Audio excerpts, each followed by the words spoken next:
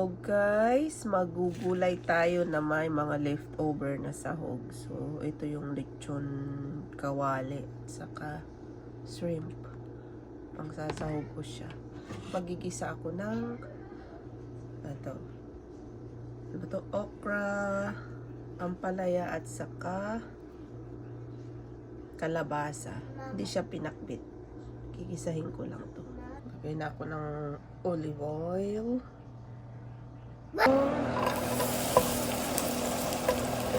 Awa. At sa onion, tomato. Add ko na yung lechon kawali para manuot yung lasa sa gulay. Pwede naman siya last na lang, parang tapon mo na lang siya, pero gusto ko ilagay siya para mapunta din yung lasa sa gulay. Igisa na natin yung kalabasa at saka bitter melon. Sabay na sila para hindi ma-overcook ang isa sa kanila. Siya ng konting tubig para hindi lang siya super dry. Ito na yung aking okra. Ang ganda ng kulay, guys. Sarap. Add ko din yung shrimp, guys. So, sarap yung shrimp.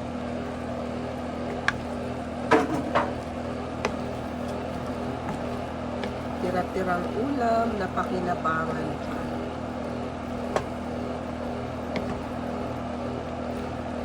Guys, ko na ng konting asin, paminta, oyster sauce. Or oyster sauce lang panlasa ko, guys. Haluin na natin. Okay na yan siya, guys.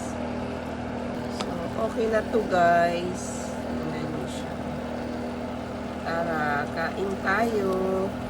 Masarap na ulam, gulay. So, no need rice na kung gusto mo mag-diet. Ayan na siya. O, nandito na lahat siya. May karne. O, tira-tirang ulam. No problem. Pwede pa siya makain.